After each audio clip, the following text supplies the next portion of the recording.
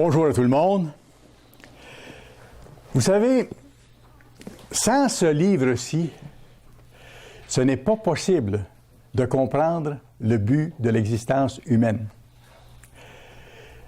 Le Tout-Puissant a fait en sorte que l'histoire de l'humanité en rapport avec son plan soit détaillée d'un couvert à l'autre de ce livre.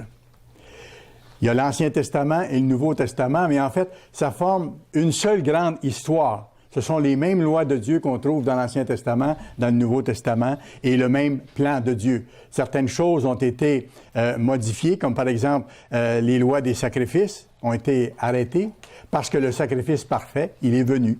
Le Christ est venu donner sa vie, donc on n'a plus besoin d'offrir de sacrifices comme dans le temps. Ou les lois cérémonielles du temple, avec les ablutions et toutes ces choses-là, ce n'est plus nécessaire parce qu'il n'y a plus le temple physique. Aujourd'hui, le temple de Dieu, comme la Bible le montre, c'est le corps du Christ, c'est l'Église, les quelques-uns que Dieu appelle. Alors, c'est avec ce livre-là qu'on peut comprendre le but de la vie et qu'on peut savoir comment y arriver. Qu'est-ce que Dieu met à notre disposition pour que nous puissions y arriver? Parce que quand Dieu appelle quelqu'un, c'est pour le mener à terme. Mais Dieu a créé les êtres humains libres, avec un libre arbitre. Ils peuvent choisir un chemin ou l'autre. Ils peuvent choisir, décider comme ils le veulent. Alors, c'est pour ça que je vous donne le message aujourd'hui avec le titre suivant, « Choix constant entre deux voies ». Et d'un couvert à l'autre de la Bible, on voit qu'il y a deux chemins possibles que tout être humain peut suivre. Mais Dieu nous dit quel est le chemin que nous devons suivre pour être heureux, pour rendre les autres heureux et pour marcher vers la vie éternelle. C'est pour ça que le Dieu de l'Ancien Testament a dit dans Deutéronome 30, verset 19, « J'ai mis devant toi la vie et la mort. Choisis la vie afin que tu vives, toi et les tiens, et que tu sois heureux. » Voyez-vous, ça c'est la base. Il y a deux chemins possibles. Et Dieu dit, choisissez le chemin qui mène à la vie éternelle et au bien-être et au fait d'être heureux. Alors, il nous donne tout ce qu'il faut pour y arriver. Et quand on découvre ce que la Bible dit, on découvre le plan de Dieu, on découvre que nous sommes nés sur le plan physique pour une période temporaire. On sait que notre vie est limitée, elle est courte. Mais Dieu a un plan plus grand que ça. Parce que Dieu, à tour de rôle, veut appeler les êtres humains pour leur permettre un jour d'entrer dans la vie éternelle. Le jour de la nouvelle naissance, c'est-à-dire le jour du retour de Christ. Où ceux qui ont appartenu à Dieu dans l'histoire, les prophètes de l'Ancien Testament, Noé, Moïse et les autres, Abraham, vont être ramenés à la vie au moment du retour de Christ, et où ceux qui seront encore vivants parmi les vrais serviteurs de Dieu seront transformés en un instant pour devenir des êtres spirituels. Ce sera ce que la Bible appelle la seconde naissance. La première naissance est sur le plan physique, la deuxième naissance est sur le plan spirituel. La naissance dans la famille de Dieu. Et ça, on découvre ça par la parole que Dieu nous a donnée. C'est fantastique et c'est extrêmement précieux. Les prophètes nous ont enseigné cette voie-là. Et Dieu ne nous a pas appelés, le petit groupe qu'il appelle maintenant, pour que nous soyons des échecs. Il nous a appelés pour que nous réussissions. Et il nous donne tout ce dont nous avons besoin. Mais souvent, sans s'en rendre compte, on devient vulnérable et on devient affaibli parce qu'on oublie justement qu'il y a deux voies et que la deuxième voie, celle qu'on ne doit pas prendre, elle est mise de l'avant par celui qui est l'adversaire de Dieu, par Satan, qui lui offre une deuxième voie, la voie large, la voie de la facilité, la voie de faire ce qu'on pense, ce qu'on veut, quand on veut, comme on veut, de dire qu'il n'y a pas de loi, qu'il n'y a plus de loi divine, pour ainsi dire. Alors, il faut rester conscient qu'il y a ces deux voies-là et que Satan est à l'œuvre pour nous détourner du but de la vie. On sait que le but de la vie, comme j'ai mentionné, c'est la nouvelle naissance. C'est ça, entrer dans le royaume de Dieu. Parce que le royaume de Dieu, ce n'est pas compliqué, c'est le gouvernement de Dieu. Un royaume, c'est un gouvernement. Le royaume de Jordanie, c'est un roi, il y a des lois, il y a un territoire, il y a des sujets. Et le royaume de Dieu, c'est le gouvernement de Dieu. Et le roi de ce royaume-là, c'est le Christ, lorsqu'il reviendra, qui va établir son gouvernement, qui va établir ses lois, et qui sera aidé de ceux d'entre nous qui vont persévérer à être fidèles jusqu'à la fin. Et à ce moment-là, tout le reste de l'humanité pourra voir le voile levé pour qu'ils comprennent la vérité, qu'ils comprennent le plan que Dieu a établi pour donner à tous les êtres humains l'occasion de choisir entre la mort éternelle ou la vie éternelle. C'est ça le choix. Fondamentalement, c'est ça. Et l'issue de ce choix-là, d'un côté comme de l'autre, c'est soit la vie éternelle ou soit la mort éternelle. Ça ne veut pas dire que ceux qui ne sont pas appelés maintenant sont condamnés à la mort éternelle. Non, ils n'ont pas été appelés. Ils auront leur occasion de choisir. Dieu n'est pas injuste. Et Dieu ne prend pas personne par surprise. Dieu va les appeler en son temps. Et là, ils auront le même choix. Ils vont être placés devant la même croisée de chemin. Et si nous sommes là, j'espère que nous le serons, je veux y être, nous allons leur dire, rappelez-vous ce qui est marqué dans Deutéronome, Dieu a dit, j'ai mis devant toi la vie et la mort, choisis la vie afin que tu vives et que tu sois heureux. On va leur donner le même choix, mais là, ils vont décider en toute connaissance de cause. Dieu n'est pas injuste. Ça, c'est le plan merveilleux que Dieu a établi et qu'on peut trouver dans sa parole. Ça n'a jamais changé. Le but de Dieu, en créant des êtres humains limités, physiques, faits de poussière, qui ont une vie très courte, c'est un jour de leur offrir à chacun d'avoir la vie éternelle et de naître dans sa famille. C'est le grand plan que Dieu a établi. Mais vous savez, on est des êtres humains et on est influencé par ce qu'il y a autour et on est influencé par ce que l'on vit, ce que l'on voit, ce qu'on entend, ce qu'on ressent, nos émotions, tout ça. Et c'est là qu'est notre combat aussi. Parce que face à des tragédies qui arrivent inévitablement, face à des difficultés qui arrivent aussi inévitablement dans nos vies, face à des grandes difficultés, on a tendance à oublier qu'on est devant un choix encore et que même dans l'adversité, nous devons rester proches de Dieu et se confier à lui. Que si Dieu permet que ces choses-là se produisent, Dieu va s'en servir pour nous amener plus loin si nous sommes fidèles, si nous lui faisons confiance, quelles que soient les circonstances. Rappelez-vous l'histoire de Joseph, par exemple, on en parlait tantôt avant l'Assemblée. Joseph qui a été vendu par ses frères, ça commençait pas bien son affaire, vendu par ses frères, devenu esclave, qui a essayé d'appliquer les lois de Dieu au mieux qu'il a pu, et dans la maison où il était le serviteur de Potiphar, la femme de Potiphar a essayé de coucher avec lui, il s'est sauvé, il a voulu observer la loi de Dieu, il a payé le prix parce qu'il a été accusé par cette femme-là de l'avoir agressé, et il a été mis en prison ensuite. Et il n'avait pas péché. Il avait fait le bien, et il a été puni. Mais il n'a pas rejeté Dieu pour autant. Il a continué à garder l'objectif de la même voie. Il avait fait le choix, et on voit que dans le cas de Joseph, il a gardé le même choix, malgré les circonstances autour. Et c'est fort. Et ça, on doit en être conscient pour nous aussi être capables de rester accrochés après notre Dieu quand il arrive des situations difficiles. Vous voyez comment Joseph a été béni par la suite. Par tout un concours de circonstances dans lequel je n'entrerai pas, mais qu'on peut lire dans la Bible.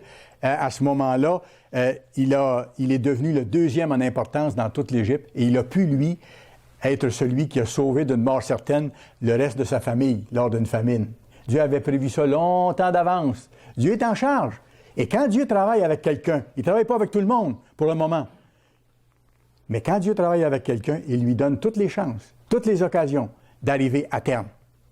Alors, quand on a des choses qui nous bouleversent, qui nous écrasent, qui deviennent des choses très pénibles, c'est vers lui qu'on doit se tourner et on doit être patient, attendre qu'il fasse ce qu'il veut faire dans notre vie. Ça, c'est l'élément qui est plus difficile un petit peu pour nous autres. Parce qu'en tant qu'être humain, on aimerait ça que ça soit tout de suite. On veut que les choses arrivent pour hier. Alors que dans l'Esprit de Dieu et dans la façon dont Dieu travaille, il travaille dans le temps. Il a laissé Joseph être en prison un certain nombre d'années avant qu'il en soit libéré.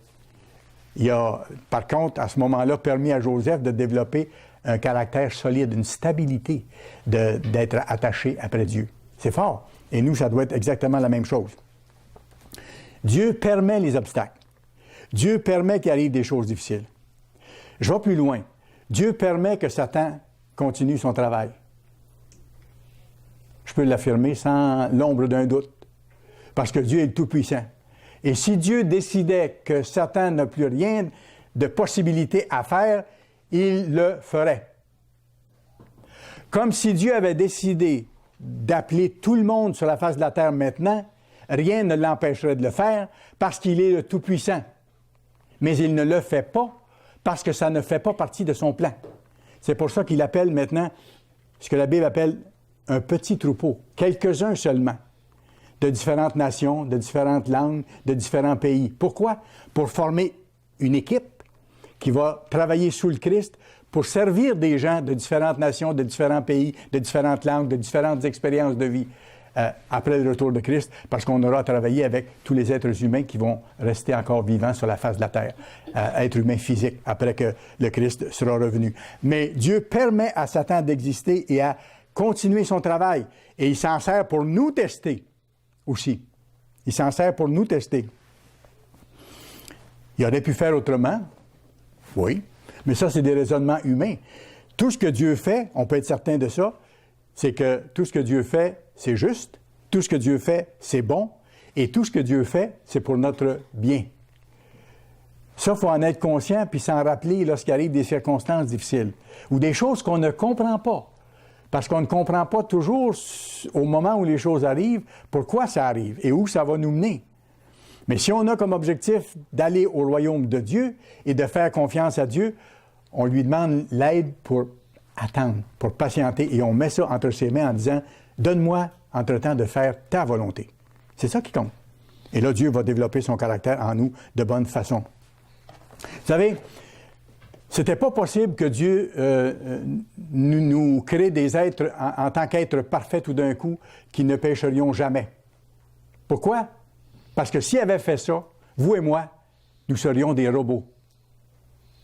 Dieu nous a créés avec le libre arbitre, la possibilité de choisir. Et Dieu a respecté le libre choix qu'il a donné aux êtres humains. Il a fait la même chose d'ailleurs avec Lucifer et les anges qu'il avait créés avant de créer les êtres humains. Il leur avait donné à eux aussi le libre arbitre. Et là, on a une grande leçon à apprendre parce que, écoutez, vous regardez dans le cas de Lucifer, par exemple, qui, une fois qu'il s'est opposé à Dieu, est devenu Satan, qui veut dire adversaire. Lucifer avait été créé dans un état de perfection extraordinaire. Regardez Ézéchiel 28. Mais il y a une leçon pour nous autres là-dedans. Ézéchiel chapitre 28.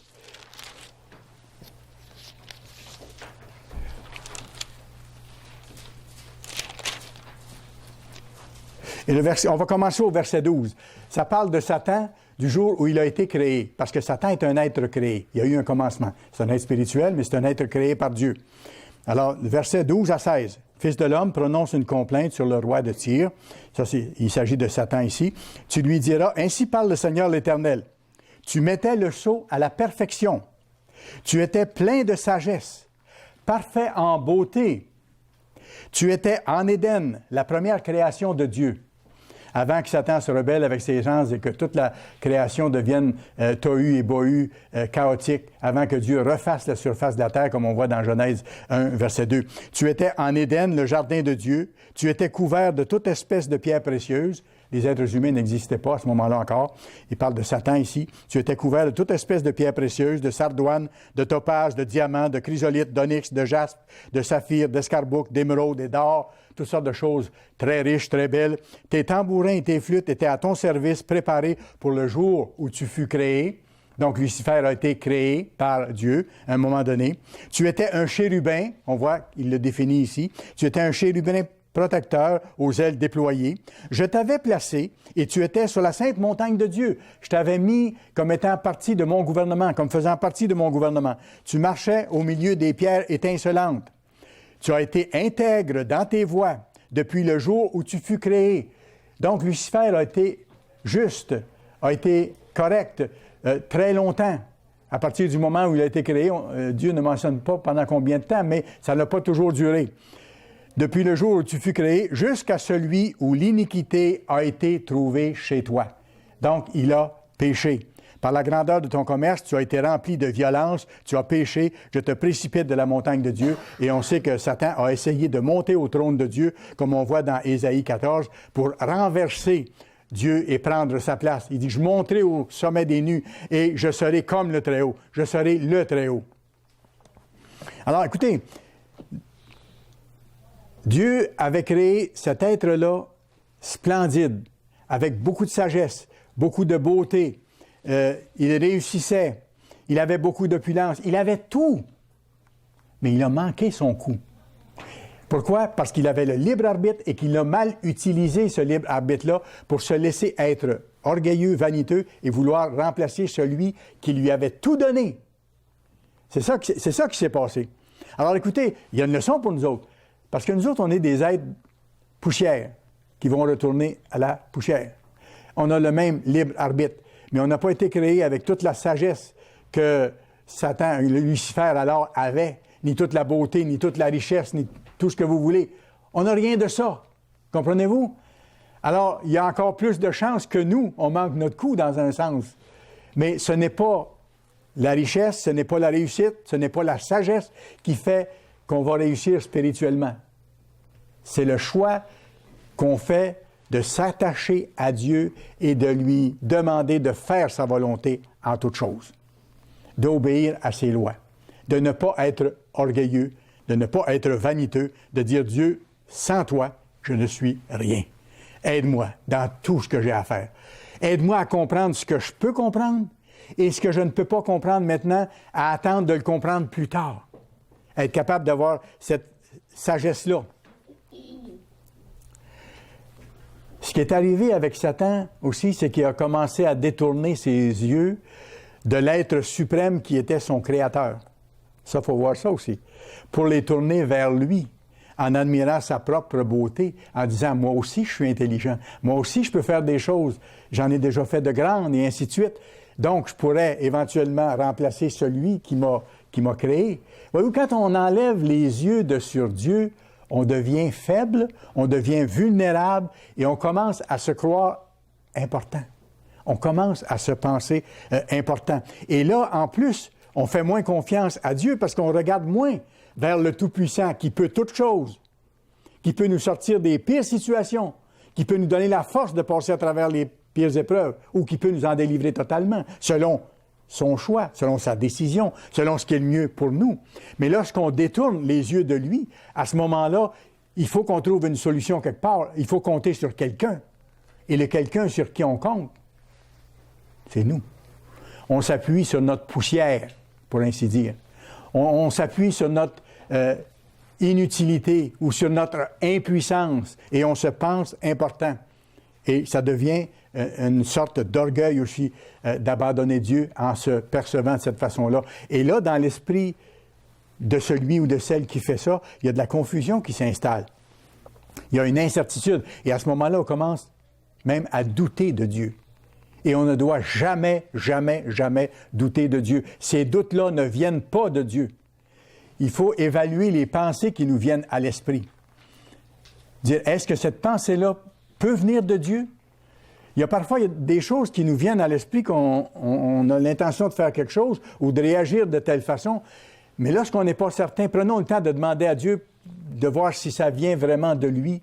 Parce que l'adversaire étant subtil, peut nous amener sur des terrains excessivement dangereux pour nous détruire et nous faire penser que nous sommes quelque chose, que nous sommes quelqu'un. Les gens dans le monde en général ne croient pas à l'existence de Satan. C'est d'ailleurs une de ses ruses majeures de faire croire qu'il n'existe pas. On le présente comme un petit personnage de bande dessinée avec une longue queue, une fourche, des cornes et ainsi de suite. On s'en amuse. C'est comme ça qu'on le présente. Alors, ça devient comme une blague, mais ça lui permet d'agir exactement comme il veut agir, sous couvert, si vous voulez.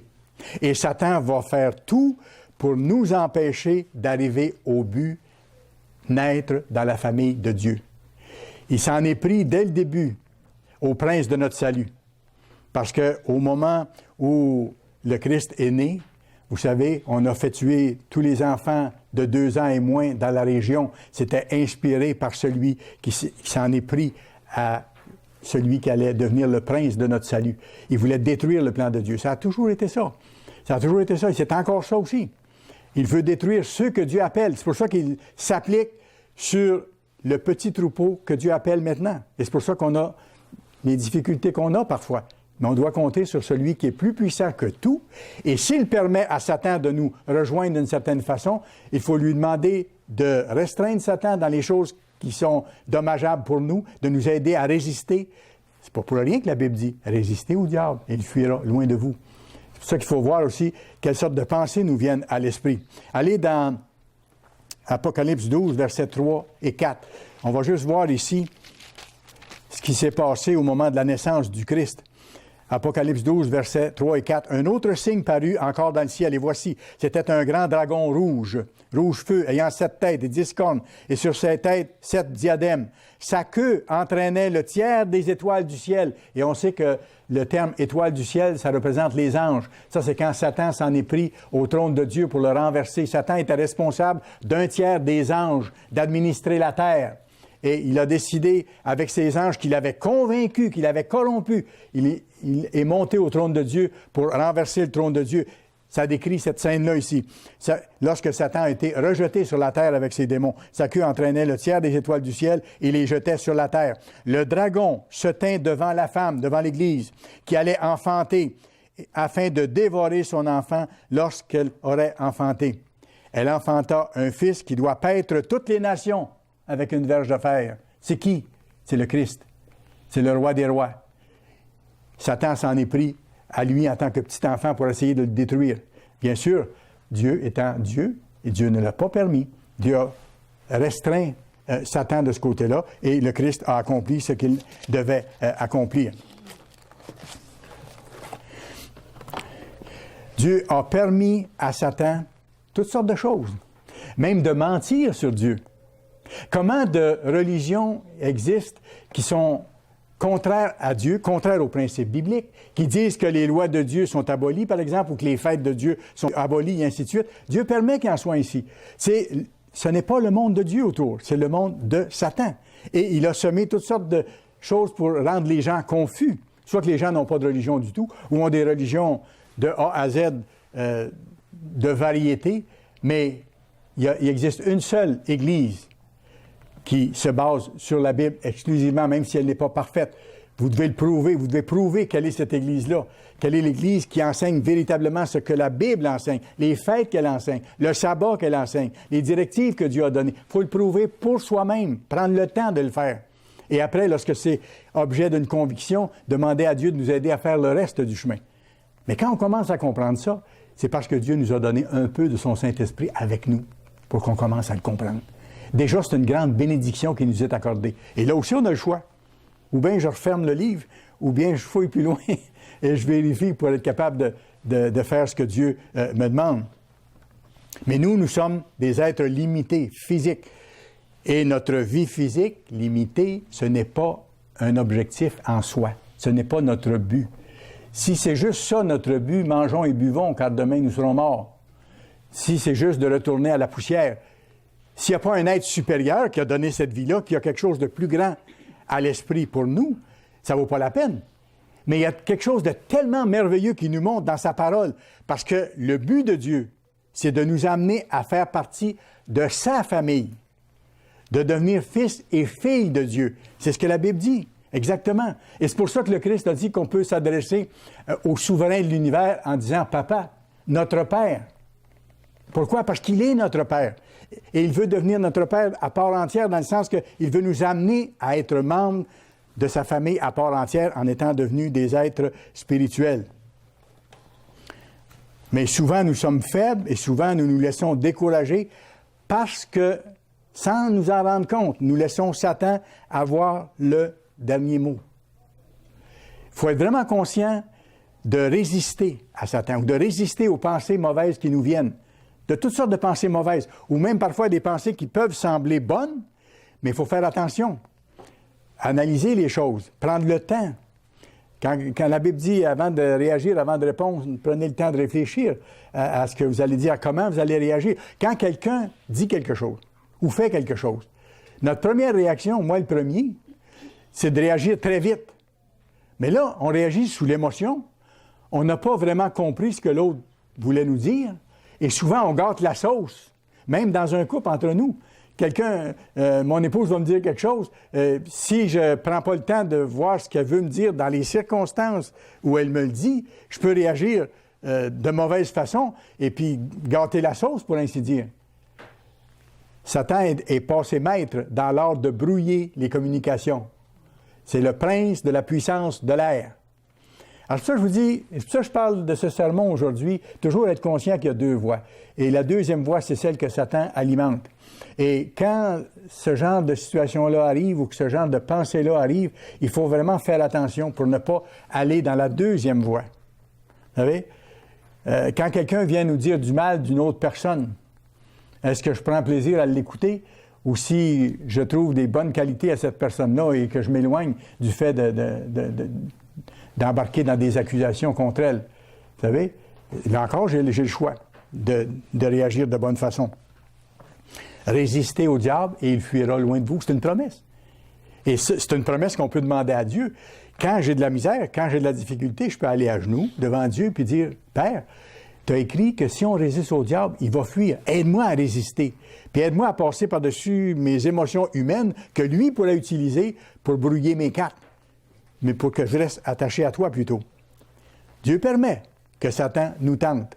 Pourquoi? Pour développer le caractère qu'il faut développer. C'est ça. C'est comme quelqu'un qui fait de la musculature. C'est pas en jouant aux cartes ou en jouant au domino qu'il va développer des muscles. C'est en enlevant des poids et haltères, puis en faisant de la course, puis en faisant attention à son alimentation et tout ça. Il faut qu'il y ait quelque chose de pesant à soulever pour développer sa musculature. Il y a quelque chose qui est difficile. Développer le caractère de Dieu en nous, c'est pas facile. Dieu permet qu'il y ait ces circonstances-là pour qu'on y arrive. Et c'est exactement pour ça qu'il y a deux voies. Il y a deux voies. Sans ça, Dieu aurait pu éliminer la deuxième voie tout de suite. Mais Dieu permet à Satan, jusqu'au retour de Christ, lorsqu'on va célébrer la fête des expiations, quand Satan va être enchaîné, d'ici là, Satan va continuer son travail et Dieu le permet pour que nous fassions librement le bon choix et que nous soyons constants et persévérants dans ce choix-là, quelles que soient les circonstances. Quelles que soient les circonstances. Il y a une voie qui est la voie du succès vers la vie éternelle, puis l'autre, c'est la voie de l'échec. C'est la voie de la tristesse. C'est la voie de l'amertume. C'est la voie de la déchéance. C'est la voie de la destruction, ou de l'autodestruction même. C'est la triste histoire de l'humanité. C'est pas compliqué. C'est la triste histoire de l'humanité. Satan est arrivé dès le début, avec Adam et Ève, et il a vendu sa salade, pour ainsi dire. Et eux ont fait le mauvais choix. Ils ont fait vraiment le mauvais choix à ce moment-là, et ils en ont payé le prix. Et ça n'a pas été long ensuite. Caïn a tué Abel. L'humanité a commencé à vivre selon les voies de Satan et de ses démons qui sont des voies de destruction. Ensuite, quand vous êtes arrivés à la tour de Babel, ça a été la même chose. Dieu avait dit aux êtres humains, après le déluge, « Éparpillez-vous sur la face de la terre, continuez de croître et multiplier. » Qu'est-ce qu'ils ont fait? Ils n'ont pas suivi la voie de Dieu. Ils ont suivi leur voie. Ils ont dit, non, on va faire les choses à notre façon. Bâtissons-nous une tour. On n'ira pas partout, comme Dieu a dit, de s'étendre sur la face de la terre. Bâtissons-nous une tour. Et vous irez voir dans Genèse 11, verset 4, ça dit, faisons-nous un nom. Voyez-vous, c'est pas, je vais honorer le nom de Dieu, mais moi, je vais être important. Là, ils commençaient à se regarder eux-mêmes, au lieu de regarder celui qui est le maître de l'univers. Faisons-nous un nom. Ils ont bâti une tour. C'est intéressant, on peut penser un petit peu là-dessus. Bien sûr, c'est une spéculation, c'est pas écrit bibliquement, mais écoutez, il y avait eu le déluge. Il y avait eu le déluge où tout ce qui était vivant sur la terre avait été détruit, était mort dans le déluge, sauf Noé et sa famille et les animaux qui avaient été dans l'arche. Alors, quand les humains ont décidé de faire les choses à leur façon, plutôt que d'obéir à Dieu, ils ne voyaient plus qui était vraiment Dieu. Et ils ont dit, il faut se protéger, en tout cas qu'il y ait un deuxième déluge. Alors, bâtissons la tour la plus élevée pour nous protéger d'un deuxième déluge possible. Voyez-vous? Alors là, ils commençaient à se regarder, eux, à trouver les solutions à ce qu'ils pensaient être un problème. Ils s'éloignaient de Dieu et il fallait qu'ils trouvent des solutions à leur façon, à leur niveau. Sagesse humaine. Folie aux yeux de Dieu. Exactement ça. Et on fait la même chose, d'une certaine façon, en tant qu'être humain, lorsqu'on s'éloigne de lui et qu'on commence à chercher nos solutions. Même chose, Sodome et Gomorrhe, la méchanceté était devenue sans borne. Et il y a eu des conséquences. Dieu est intervenu. Et dans toute l'histoire humaine, les guerres, les violences, la construction d'armes qui ont toujours servi et qui continuent à servir, toutes les tragédies qui sont arrivées, les conflits, la haine, l'égoïsme, la convoitise. Et on est rendu, si vous regardez les nouvelles, à un paroxysme sur toute la face de la Terre en ce qui concerne ces mots-là qui ont été et qui sont les conséquences du choix des êtres humains de la deuxième voie, de la voie de Satan qui veut nous détruire. Pourquoi les êtres humains s'autodétruisent autant entre eux autres, comme ça? Pourquoi tous ces meurtres qu'on voit? Pourquoi les guerres, les conflits qui n'en finissent plus, même qui augmentent, que le Christ avait dit que ça va augmenter juste avant que je revienne? C'est parce que c'est la deuxième voie qui est mise en action et c'est inspiré par celui qui veut détruire l'humanité, détruire le plan de Dieu. C'est ça, tout simplement. Et aujourd'hui, on est arrivé à une époque que dans tout cet amalgame de difficultés et de problèmes, dans nos nations occidentales, soi-disant chrétiennes, on est devenus en général des consommateurs par excellence. La grande loi, c'est le consumérisme, si vous voulez. Consommer à tout prix, s'endetter à tout prix. Garder les yeux sur les choses plutôt que sur Dieu. Garder les yeux sur les choses qu'on peut avoir plutôt que sur Dieu. Faisons-nous plaisir. Mangeons et buvons, car demain, nous serons morts. Les gens n'ont pas l'espoir que vous avez, qu'il y a d'autres choses de merveilleux qui s'en viennent, que Dieu va mettre un terme à ce que nous vivons. Matthieu 24. Matthieu 24, s'il vous plaît. Matthieu 24, et on va lire le verset 37 à 39. Matthieu 24, 37 à 39. Ce qui arriva du temps de Noé arrivera de même à l'avènement du Fils de l'homme. C'est le Christ qui parle. Il dit ce qui s'est passé là, quand les eaux sont montées et qu'il y a eu la destruction de l'ensemble de l'humanité, il dit, même scénario va se produire. Et ce qui se passait autour de l'arche avant que la pluie se mette à tomber, la même chose va se produire dans la société moderne juste avant le retour du Christ, juste avant la grande détresse. Car dans les jours qui précédèrent le déluge, les hommes mangeaient, buvaient, se mariaient leurs enfants, comme si rien n'était, jusqu'au jour où Noé entra dans l'arche. Et ils ne se doutèrent de rien jusqu'à ce que le déluge vienne et les emporte tous. Il en sera de même à l'avènement du Fils de Dieu. C'est clair. C'est pas pour rien que le Christ dit ça. Et c'est pas pour rien que nos sociétés abondantes, pour le moment encore où nous vivons, et ça c'est une bénédiction de Dieu, c'est pas à cause de la bonté de nos gens, de nos nations, absolument pas. C'est parce que Dieu a été fidèle aux promesses qu'il a faites à Abraham, tout simplement. Mais ces choses-là vont nous être enlevées et va se produire ce qui doit se produire bientôt. Mais d'ici là, les gens utilisent les choses pour s'amuser au plus possible. Remarquez le nombre de festivals, le nombre de fêtes partout. Ça se multiplie. On se demande comment les gens peuvent arriver à suivre ça même.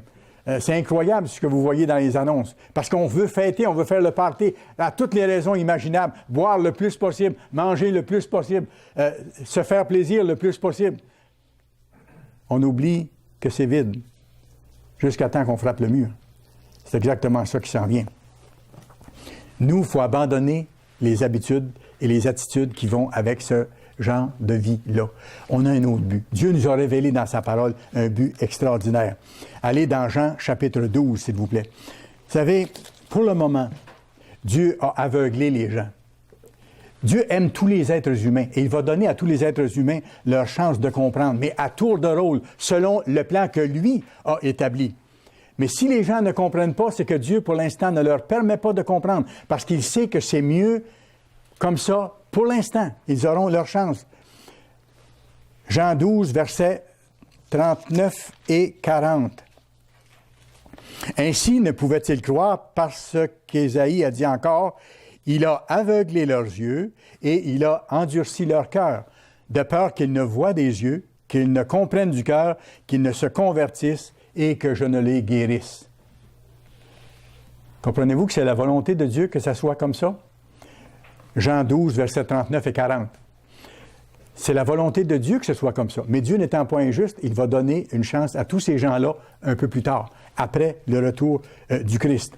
Mais nous, pendant ce temps-là, dans une société qui est adverse aux lois de Dieu, il nous faut du courage et il nous faut de la ténacité. Et il faut, après qu'on a vu la voie de Dieu, le but de Dieu, là où ça nous mène, la vie éternelle, naître dans sa famille, le monde à venir, régner sous le Christ, une fois qu'on a vu ça, il faut y tenir. Y tenir par-dessus tout, que ça devienne le leitmotiv de notre vie, le but de notre vie. Et c'est ça aussi, parce que notre vie éternelle en dépend. Les quelques brèves années de vie physique qu'on a, c'est rien à côté de l'éternité. C'est rien à côté de l'éternité. On est à l'entraînement, dans un carré de sable, pour ainsi dire. Et Dieu nous met au test pour qu'on passe à travers et qu'on développe le caractère nécessaire pour qu'il nous donne, après le retour de Christ, les responsabilités de servir les êtres humains dans la perfection, avec un amour parfait comme l'amour du Christ est parfait. C'est ça. Aimez-vous les uns les autres comme je vous ai aimé. C'est ça que le Christ est venu ajouter la dimension à la loi, dans ce sens-là. Alors c'est pour ça que vous et moi, on doit rejeter tout ce qui est contraire à Dieu et tout ce qui est contraire à sa volonté. Et si on ne le fait pas, là je parle de ceux qui sont appelés ici maintenant, si on ne le fait pas, ça devient destructeur, ça joue contre nous. Et si Dieu nous offre de comprendre ces choses-là, parce que Dieu nous amène récemment à l'Église, bien on a le choix. Et on a le choix de choisir quelque chose de merveilleux qui implique toute notre vie à venir, notre vie éternelle. Il y a deux seules voies possibles. M. Armstrong en a parlé tellement souvent. Il y a la voie de prendre, qui est celle de Satan, et que Satan a inculqué à l'ensemble de l'humanité. Quand il a dit à Adam et Ève, bien, mangez-en du fruit, c'est là que vous allez devenir intelligents. Là, vous allez comprendre des choses. Mais en faisant ça, ils se sont coupés de Dieu. Ils ont fait le contraire au lieu d'obéir à Dieu, voyez-vous? Alors ça, c'est la voie de prendre. Et depuis ce temps-là, l'humanité est basée là-dessus. Regardez le commerce, regardez la finance. Regardez les raisons de beaucoup de conflits. Pour prendre un autre pays, pour dépasser des frontières, pour avoir de l'argent, pour dominer. Mais Satan est un dominateur. Satan a inspiré la théorie de l'évolution, a inspiré M. Darwin, parce que M. Darwin, sa philosophie, c'était la survie du plus fort, comme Hitler. Hitler avait mis de l'avant la survie du plus fort, la race aryenne, qui dominait les autres et qui devait être les seuls à rester en bout de ligne. Toutes ces philosophies-là viennent de la même source, du même menteur que Dieu démasque dans sa parole et qui nous permet de démasquer par son esprit. C'est par l'Esprit de Dieu qu'on peut comprendre les choses de Dieu. Et c'est par l'Esprit de Dieu qu'on peut comprendre les luttes spirituelles qu'on a amenées. Nos combats ne sont pas physiques. Nos combats sont spirituels. C'est pour ça que dans Éphésiens 6, il est écrit, nous n'avons pas à lutter contre la chair et le sang, mais contre les autorités, les puissances, les dominations, les puissances des ténèbres. C'est qui? C'est Satan et ses démons, qui étaient des anges avant et qui sont devenus des êtres déments lorsqu'ils se sont coupés de Dieu et ils ont transgressé ses lois. Ça, c'est la loi de prendre. Satan l'a diffusée et il la diffuse encore. Et si Dieu n'intervenait pas, Satan réussirait parce qu'il ne resterait plus âmes qui vivent sur la face de la terre. Comme c'est marqué dans Matthieu 24, je pense le verset 22, quand il est dit, et si Dieu n'intervenait, et si le Christ n'intervenait pas à la fin de la grande détresse, personne n'aurait la vie sauve. Parce que les grandes armées du monde utiliseraient toutes les puissances militaires qu'ils ont développées jusqu'à maintenant pour s'autodétruire complètement. Mais Dieu ne le permettra pas, justement, parce qu'il est en charge, parce qu'il est le Tout-Puissant. C'est formidable. Alors, voyez-vous, si Dieu laissait Satan aller, il ne le fera pas, mais s'il le laissait aller, la loi de prendre irait à son terme. Satan prendrait la vie de tous les êtres humains et détruirait au complet. Alors que Dieu nous a appelés à une autre voie, dans laquelle on doit être constant, jusqu'au retour de Christ, celle de la sollicitude envers les autres. La loi de penser aux autres, la loi de donner. C'est ce que le Christ a fait, il a tout donné. Et quand vous pensez aux 10 commandements, on pourrait faire un sermon là-dessus, quand vous pensez aux 10 commandements, c'est la loi de donner. Les 4 premiers commandements, c'est notre façon d'honorer Dieu, de développer nos rapports avec lui. C'est de lui donner l'hommage et l'obéissance qui lui est due. C'est la loi de donner à qui revient. Et les 6 derniers commandements régissent nos relations avec les autres. De leur donner. Ne pas tuer, ne pas mentir, ne pas voler, ne pas commettre l'adultère. C'est quoi? C'est de donner un respect aux autres, de donner amour envers les autres, de les aider au contraire. Au lieu de les voler, de les aider financièrement lorsqu'on peut. Au lieu de mentir, de dire la vérité pour encourager, de souligner les traits positifs de quelqu'un. Voyez-vous, les 10 commandements de Dieu, c'est la loi de donner, dans toute sa dimension, dans nos rapports avec Dieu, pour les 4 premiers, et dans nos rapports avec les autres, pour les 6 derniers. Il y a seulement 2 voies possibles. Seulement 2 voies possibles. Et c'est pour ça que le Christ a dit dans Acte 20, verset 35, « Il y a plus de bonheur à donner qu'à recevoir. » Il y a plus de bonheur à donner qu'à recevoir. C'est la base. C'est la base. Et ça, c'est la base de la voie de Dieu. Et nous devons l'apprendre. Nous devons l'apprendre. C'est intéressant de voir que quand on regarde sur le plan humain, un petit bébé qui vient au monde, il a besoin qu'on lui donne tout. Hein? Il demande constamment. Il n'est pas capable de rien donner. On dirait que sur le plan humain, on commence comme ça. Mais il ne faut pas passer de ce stade-là, ensuite, devenir un enfant plus âgé, ensuite un adolescent, un adulte, et apprendre là, la voie de donner, de nous tourner vers les autres. Mais le premier chemin qui est le nôtre en tant qu'être humain, impuissant, limité, c'est de recevoir. C'est vrai qu'on a besoin de recevoir. Si on ne nous donnait pas, on ne survivrait pas non plus. Mais il y a quand même une certaine leçon pour nous autres là-dedans. On part de très loin. On part de très loin sur le plan physique, mais on part de très loin sur le plan spirituel aussi. Parce que quand Dieu nous appelle, quel que soit l'âge à laquelle Dieu nous appelle, on part d'un monde où on était habitué de prendre. Moi, le premier. Et je dois me défaire de cette mentalité-là, de cette approche-là. Absolument. Alors, ça fait partie de notre combat. Il n'y a plus de bonheur à donner qu'à recevoir. Je pourrais demander, êtes-vous heureux? Ou je pourrais poser la question autrement. Avez-vous appris à donner? Ou commencez-vous à apprendre à donner? Et regardez, encore là, il y a une grande leçon. Regardez à quel point des parents ont de la joie à donner à leurs enfants. Comment une maman a du bonheur à donner à ses enfants à mesure qu'ils sont là, qu'ils grandissent et tout ça. Dieu a mis ça dans le cœur des gens et ça nous fait penser un petit peu à l'autre dimension, la dimension spirituelle. Notre exemple dans ça, le Christ, c'est fantastique parce qu'il est tout pour nous. Il dit, il est la porte. C'est par lui qu'on a accès au trône de miséricorde pour être pardonné de nos fautes, pour être secouru dans nos besoins, comme c'est écrit aussi. C'est lui qui est cette porte d'accès à Dieu le Père. C'est le bon berger qui prend soin de ses petits frères et ses petites sœurs pour les amener à terme. C'est lui qui est la voie, la seule voie qu'on peut suivre. Jean chapitre 10, s'il vous plaît. Jean chapitre 10, on va lire à partir du verset 7. Jésus leur dit encore, en vérité, je vous le dis, je suis la porte des brebis. Tous ceux qui sont venus avant moi sont des voleurs, des brigands, mais les brebis ne les ont point écoutés. Alors ici, je ne lirai pas tout le contexte, mais le Christ parle de ceux qui sont les faux prophètes. Il avait dit qu'au temps de la fin, il y en aurait plus qu'avant même. Il faut vraiment faire la distinction entre ceux qui enseignent vraiment la Bible et ceux qui n'enseignent pas vraiment la Bible. Et lorsque des éléments majeurs de la Bible ne sont pas là, ce ne sont pas des serviteurs de Dieu. Tout simplement. Mais il dit, moi je suis venu, il dit, verset 10, le voleur ne vient que pour dérober, égorger et détruire. Moi je suis venu afin que les brebis aient la vie et qu'elle l'ait en abondance. Dans le texte original, c'est qu'elle l'ait plus abondamment. Dans ce monde-ci, parce que si on apprend la sollicitude envers les autres, on a une paix d'esprit qui vient de Dieu, on a une joie, on a un bonheur, mais qu'elles aient la vie plus abondamment, ça veut dire beaucoup plus, qu'elles aient la vie éternelle aussi. Parce que le but de Dieu, ça reste ça, d'amener les êtres humains mortels à la vie éternelle. C'est lui le bon berger.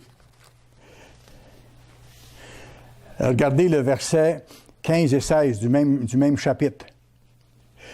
Comme le Père me connaît et comme je connais le Père et que je donne ma vie pour mes brebis. J'ai encore d'autres brebis qui ne sont pas de cette bergerie. Celles-là aussi, il faut que je les amène. Elles entendront ma voix, il y aura un seul troupeau et un seul berger. Et j'imagine que quand le Christ a dit ça, il faut qu'il y ait un seul troupeau puis un seul berger. Il y a d'autres brebis qui ne font pas partie de la petite bergerie que j'ai ici, là. Il faut que je les appelle.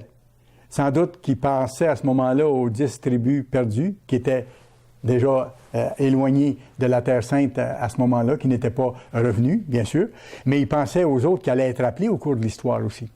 Et à tous ceux qui allaient être ramenés à la vie ensuite au jugement du grand trône blanc, tous ceux qui ont vécu dans l'histoire, qui n'ont jamais connu Dieu, qui n'ont jamais été appelés, qui auront leur chance à ce moment-là, comme on célèbre avec la fête du dernier grand jour. Alors, il y avait sûrement ça à l'esprit, parce que le grand but, là, c'est l'unité de la famille de Dieu. Je vous ai parlé que Dieu est en train de se développer une famille. Il y a un qui est né dans cette famille-là à date.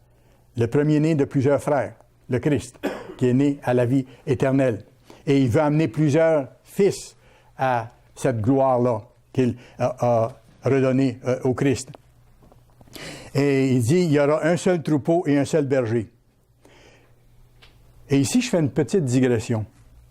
Parce que vous allez entendre de plus en plus cet argumentaire-là être présenté un peu partout, sur les ondes, dans les grandes conférences publiques, dans les grandes réunions religieuses. Parce qu'il y a un grand faux prophète qui a déjà commencé à en parler et qui va dire, il y aura un seul troupeau et un seul berger. On appelle ça l'écuménisme. On amène tout le monde sous la même autorité, sous le même chef religieux charismatique, qui s'implique de plus en plus en politique et qui va amener le monde entier à l'admiration devant lui et devant l'Europe unie, qui va former une force incroyable d'ici quelque temps. Et voyez-vous, cet argumentaire-là va être solide parce qu'elle est biblique, sauf qu'elle est fausse, parce que ce n'est pas l'argument de Dieu. L'argument de Dieu pour l'unité, c'est qu'un jour, tous puissent, ceux qui auront choisi la voie de Dieu, qu'un jour, tous ceux-là puissent naître dans sa famille et qu'il y ait une seule famille régnante, la famille de Dieu. C'est ça, exactement. Alors, je vous mets en garde tout de suite là-dessus. Vous en avez déjà entendu parler, vous allez en entendre parler encore. Et c'est important qu'on soit sur nos gardes parce que ça va être une grande séduction au temps de la fin. Quand l'ensemble des croyants vont dire « Wow, voici l'homme de Dieu », parce qu'il parle exactement selon la Bible et on voit se réaliser l'unité des croyants. Mais ce sera une fausse unité de ceux qui ne croient pas au vrai Dieu, qui n'observent pas vraiment ses lois non plus. Ce sera la deuxième voie, en marche, dans sa façon la plus forte au temps de la fin. Mais comme je dis, la voie de Satan va disparaître. Et je rappelle aussi que c'est bien qu'on ait deux voies parce que comme ça, on peut développer le caractère de Dieu. Et on peut changer, partir de notre orgueil, aller à l'humilité, de l'égoïsme, aller à la sollicitude. Il faut être prêt à toutes sortes de tentations. Ça sera une tentation, dans le sens d'une épreuve. Quand ça va devenir plus fort que c'est actuellement, il faudra, nous, être plus forts dans les convictions réelles de la Bible. Il faudra vraiment avoir travaillé pour obéir à Dieu, pour être capable de comprendre spirituellement les choses spirituelles de Dieu. Et non pas à être au premier niveau de compréhension selon la sagesse humaine, qui va dire « Rassemblons ensemble tous les êtres humains et on va former une seule grande nation écuménique. Rassemblons-nous autour d'une tour. Bâtissons-nous un nom. Faisons... » Il n'y a rien de nouveau dans l'histoire. C'est exactement la même chose qui se reproduit, mais au temps de la fin, sur une échelle beaucoup, beaucoup, beaucoup plus grande. 1 Corinthiens 10. Il y a des promesses extraordinaires pour ceux que Dieu appelle, qui se mettent en marche pour lui obéir. Dieu est un Dieu fidèle, on peut compter sur lui complètement. Et il y aura des épreuves plus dures que celles que nous avons maintenant, et c'est pour ça que c'est maintenant le temps de nous préparer. Et il y a des promesses pour que lorsqu'il y aura des épreuves plus dures, qu'on soit capable de passer au travers. Quand je regarde l'histoire de Daniel, c'est la même chose. Daniel s'est fié à Dieu au moment où sa vie était en danger.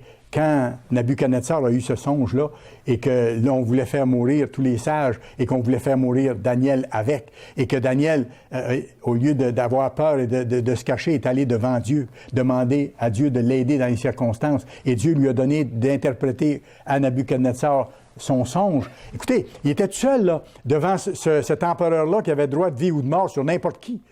Et puis, il est allé dire au roi, voici, toi, tu es le premier de cette dynastie de l'histoire humaine des royaumes, et à la toute fin, tous ces royaumes-là vont être détruits, et ça va être le royaume de Dieu qui va être établi. Qu'est-ce qu'il a fait? Il a prêché l'Évangile. Il a annoncé que le Christ allait revenir au temps de la fin, et qu'il y aurait un royaume qui allait être établi sur la face de la terre éternellement par la suite. Ça prenait du courage, mais il était assez proche de Dieu pour être capable de le faire. C'est formidable. Alors nous, il faut être prêts à toute chose. Mais regardez ce qu'il dit ici. Aucune tentation ou aucune épreuve ne vous est survenue qui n'ait été humaine. Et Dieu, qui est fidèle, ne permettra pas que vous soyez tentés au-delà de vos forces. Donc Dieu va pourvoir. Mais si je suis proche de lui, mais avec la tentation ou avec l'épreuve, il préparera aussi le moyen d'en sortir afin que vous puissiez la supporter. Afin que vous puissiez la supporter. Vous savez, dans ce sens-là, si on est proche de Dieu, même si on n'est pas parfait, notre lutte, elle est gagnée d'avance. Parce qu'on a le plus fort sur notre côté. On a le Tout-Puissant sur notre côté, qui nous a donné ces promesses-là extraordinaires. Si nous comptons sur Dieu et si nous tenons jusqu'au bout, le Christ veut que vous réussissiez et vous promet de vous donner tout ce dont vous avez besoin. Il a dit, je ne vous abandonnerai jamais, je ne vous délaisserai jamais.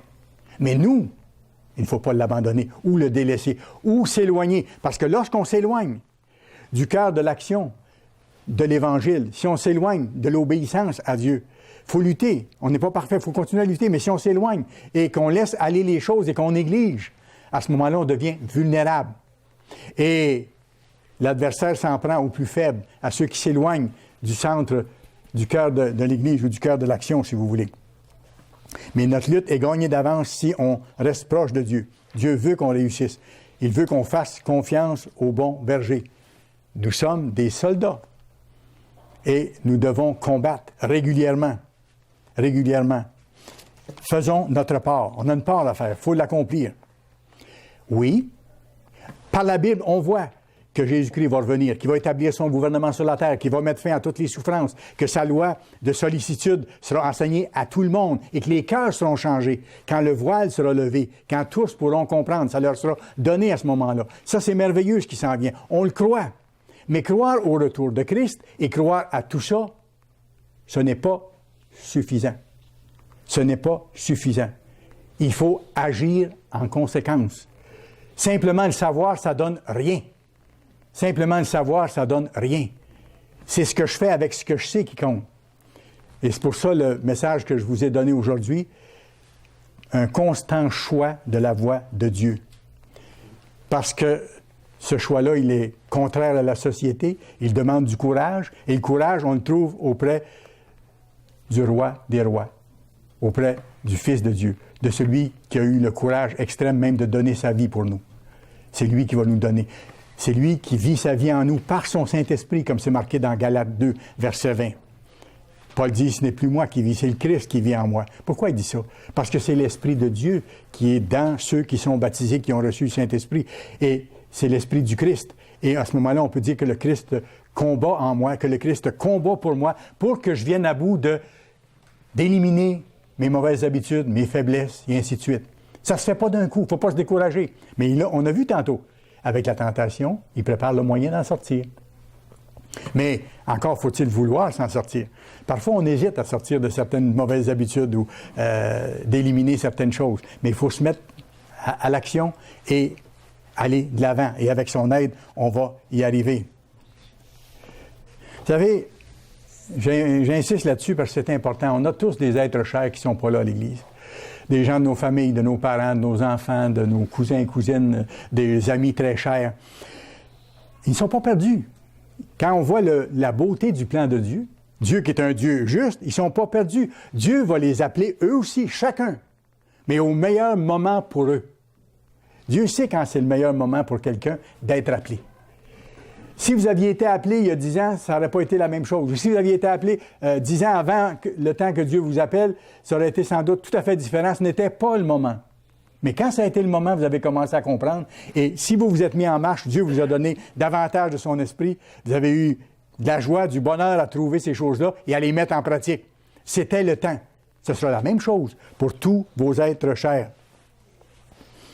D'ici ce temps-là, il faut mettre nos talents au service des autres, au service de l'œuvre, pour ainsi dire, et au service des autres autour de nous. Pas juste dans l'Église, mais au service des autres autour de nous. D'être ce que la Bible dit, le sel de la terre. Pas d'essayer de convertir les autres, ce n'est pas notre rôle. Ce n'est pas notre rôle. Le rôle de l'Église, c'est d'annoncer l'Évangile. La Bible dit d'ailleurs, dans Luc, « N'allez pas de maison en maison ». Ce n'est pas à nous d'aller frapper aux portes pour essayer de convaincre un tel ou un tel que c'est écrit telle chose dans la Bible. C'est bien écrit clairement dans Jean 6, 44.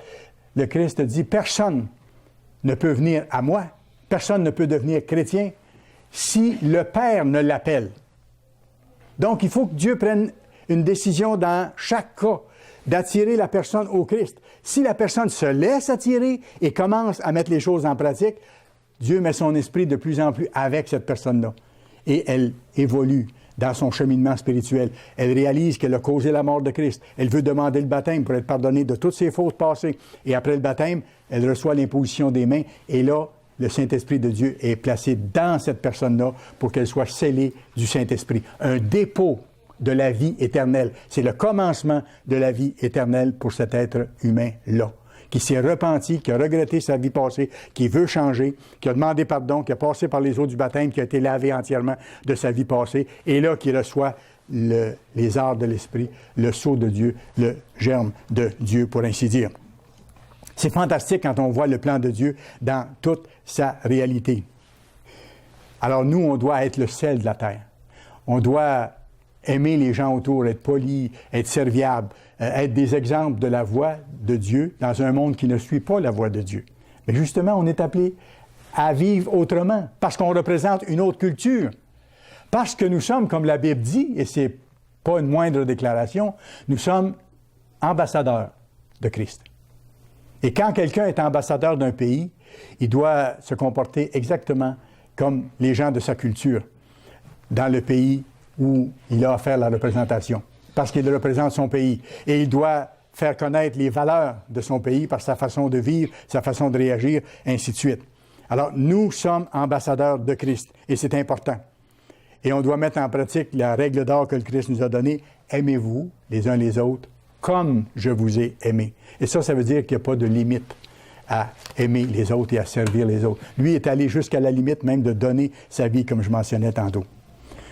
Alors, pour maintenir consciemment puis constamment le bon choix avec persévérance, il y a un petit truc qu'on peut faire. On peut se poser la question, qu'est-ce que le Christ ferait dans la situation où je me trouve? Qu'est-ce qu'il déciderait, lui? Et ça nous aide à avoir la bonne norme et là, à supplier Dieu de nous donner son aide. Nous sommes ses ambassadeurs. Persistez dans votre choix de la voie divine. Vous, à qui il a été donné de connaître la vérité, la seule voie qui mène à la vie éternelle.